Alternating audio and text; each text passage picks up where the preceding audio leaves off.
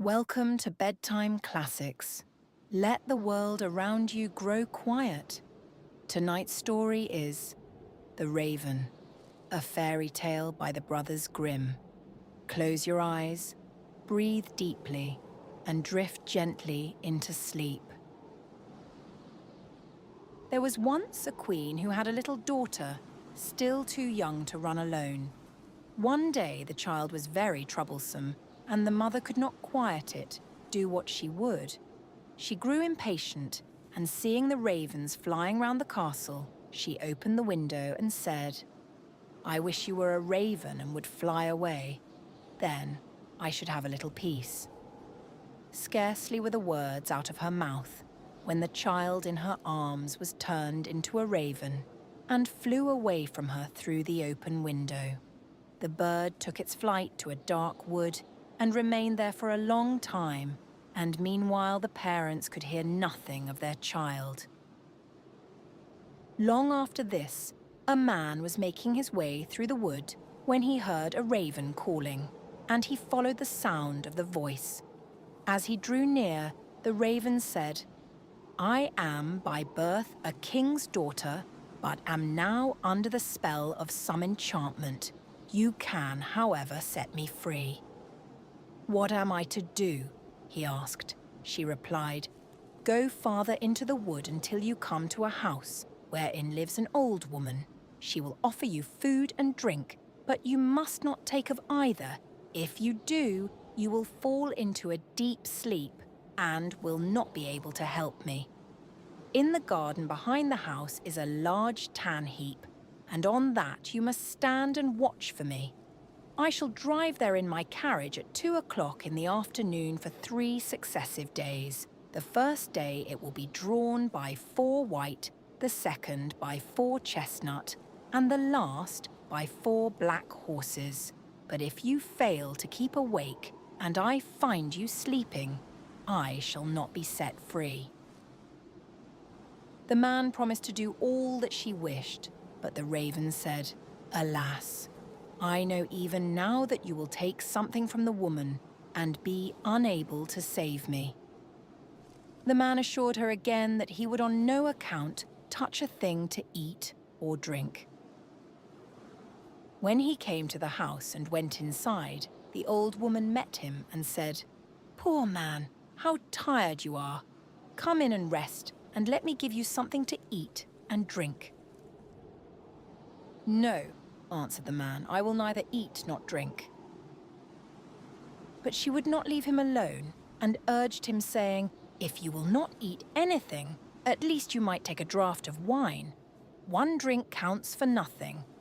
And at last he allowed himself to be persuaded and drank. As it drew towards the appointed hour, he went outside into the garden and mounted the tan heap to await the raven. Suddenly a feeling of fatigue came over him, and unable to resist it, he lay down for a little while, fully determined, however, to keep awake. But in another minute his eyes closed of their own accord, and he fell into such a deep sleep that all the noises in the world would not have awakened him. At 2 o'clock the raven came driving along, drawn by her 4 white horses. But even before she reached the spot, she said to herself, sighing, "I know he has fallen asleep." When she entered the garden, there she found him as she had feared, lying on the tan heap fast asleep. She got out of her carriage and went to him. She called him and shook him, but it was all in vain. He still continued sleeping. The next day at noon, the old woman came to him again with food and drink which he at first refused. At last, overcome by her persistent entreaties that he would take something, he lifted the glass and drank again. Towards 2 o'clock, he went into the garden and onto the tan heap to watch for the raven. He had not been there long before he began to feel so tired that his limbs seemed hardly able to support him, and he could not stand upright any longer. So again he lay down and fell fast asleep. As the raven drove along her 4 chestnut horses, she said sorrowfully to herself, "I know he has fallen asleep." She went as before to look for him, but he slept, and it was impossible to awaken him. The following day, the old woman said to him, "What is this? You are not eating or drinking anything. Do you want to kill yourself?" He answered, "I may not and will not either eat or drink." But she put down the dish of food and the glass of wine in front of him, and when he smelt the wine, he was unable to resist the temptation and took a deep draught. When the hour came round again, he went as usual onto the tan heap in the garden to await the king's daughter, but he felt even more overcome with weariness than on the 2 previous days, and, throwing himself down, he slept like a log. At 2 o'clock the raven could be seen approaching, and this time her coachman and everything about her, as well as her horses, were black. She was sadder than ever as she drove along, and said mournfully, "I know he has fallen asleep and will not be able to set me free." She found him sleeping heavily, and all her efforts to awaken him were of no avail. Then she placed beside him a loaf and some meat and a flask of wine of such a kind that however much he took of them, they would never grow less. After that she drew a gold ring, on which her name was engraved, off her finger and put it upon one of his. Finally, she laid a letter near him, in which, after giving him particulars of the food and drink she had left for him, she finished with the following words: "I see that as long as you remain here, you will never be able to set me free. If, however, you still wish to do so, come to the golden castle of Stromberg. This is well within your power to accomplish." She then returned to her carriage and drove to the golden castle of Stromberg. When the man awoke and found that he had been sleeping, he was grieved at heart and said, "She has no doubt been here and driven away again, and it is now too late for me to save her." Then his eyes fell on the things which were lying beside him. He read the letter and knew from it all that had happened. He rose up without delay, eager to start on his way and to reach the castle of Stromberg, but he had no idea in which direction he ought to go. He travelled about a long time in search of it, and came at last to a dark forest, through which he went on walking for 14 days and still could not find a way out. Once more the night came on, and worn out, he lay down under a bush and fell asleep. Again the next day he pursued his way through the forest, and that evening, thinking to rest again, he lay down as before, but he heard such a howling and wailing that he found it impossible to sleep. He waited till it was darker and people had begun to light up their houses, and then, seeing a little glimmer ahead of him, he went towards it. He found that the light came from a house which looked smaller than it really was, from the contrast of its height with that of an immense giant who stood in front of it. He thought to himself, "If the giant sees me going in, my life will not be worth much." However, after a while he summoned up courage and went forward. When the giant saw him, he called out, "It is lucky for that you have come, for I have not had anything to eat for a long time. I can have you now for my supper." "I would rather you let that alone," said the man, "for I do not willingly give myself up to be eaten. If you are wanting food, I have enough to satisfy your hunger." "If that is so," replied the giant, "I will leave you in peace. I only thought of eating you because I had nothing else." So they went indoors together and sat down, and the man brought out the bread, meat, and wine, which, although he had eaten and drunk of them, were still unconsumed. The giant was pleased with the good cheer and ate and drank to his heart's content. When he had finished his supper, the man asked him if he could direct him to the castle of Stromberg. The giant said, "I will look on my map. On it are marked all the towns, villages, and houses." So he fetched his map and looked for the castle, but could not find it. "Never mind," he said. "I have larger maps upstairs in the cupboard. We will look on those."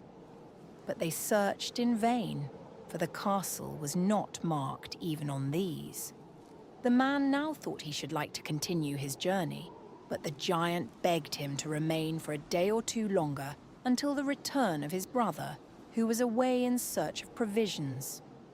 When the brother came home, they asked him about the castle of Stromberg, and he told them he would look on his own maps as soon as he had eaten and appeased his hunger. Accordingly, when he had finished his supper, they all went up together to his room and looked through his maps, but the castle was not to be found. Then he fetched other older maps, and they went on looking for the castle until at last they found it, but it was many thousand miles away. "How shall I be able to get there?" asked the man. "I have 2 hours to spare," said the giant, "and I will carry you into the neighborhood of the castle. I must then return to look after the child who is in our care." The giant thereupon carried the man to within about 100 leagues of the castle, where he left him, saying, "You will be able to walk the remainder of the way yourself." The man journeyed on day and night till he reached the golden castle of Stromberg.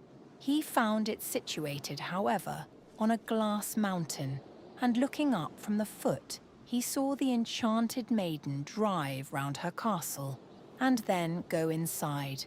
He was overjoyed to see her, and longed to get to the top of the mountain, but the sides were so slippery that every time he attempted to climb, he fell back again. When he saw that it was impossible to reach her, he was greatly grieved, and said to himself, "I will remain here and wait for her."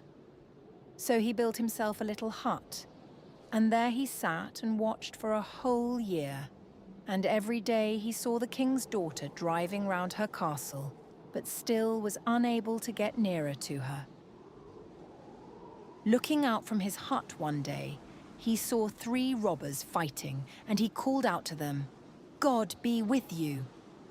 They stopped when they heard the call, but looking round and seeing nobody, they went on again with their fighting, which now became more furious. "God be with you," he cried again. And again they paused and looked about, but seeing no one went back to their fighting. A third time he called out, "God be with you."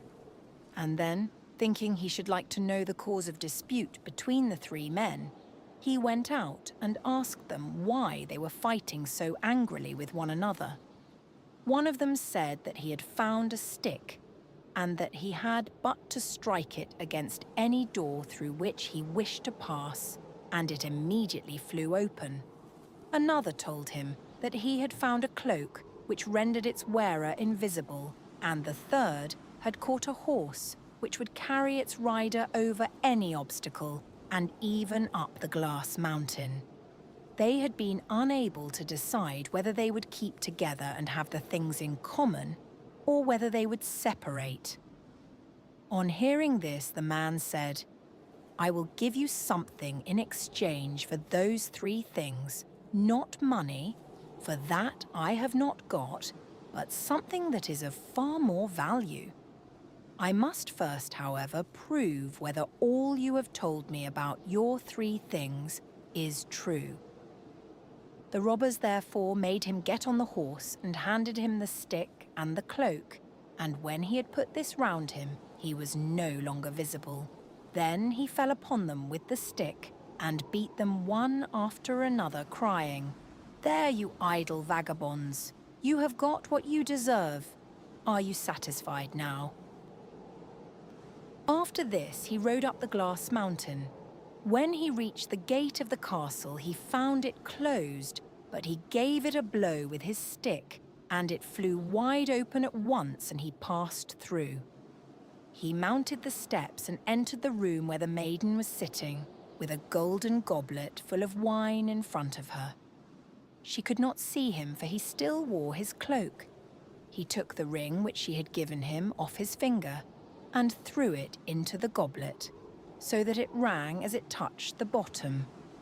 "That is my own ring," she exclaimed, "and if that is so, the man must also be here who is coming to set me free." She sought for him about the castle, but could find him nowhere. Meanwhile, he had gone outside again and mounted his horse and thrown off the cloak. When therefore she came to the castle gate, she saw him and cried aloud for joy. Then he dismounted and took her in his arms, and she kissed him and said, "Now you have indeed set me free, and tomorrow we will celebrate our marriage." That was The Raven. Sweet dreams.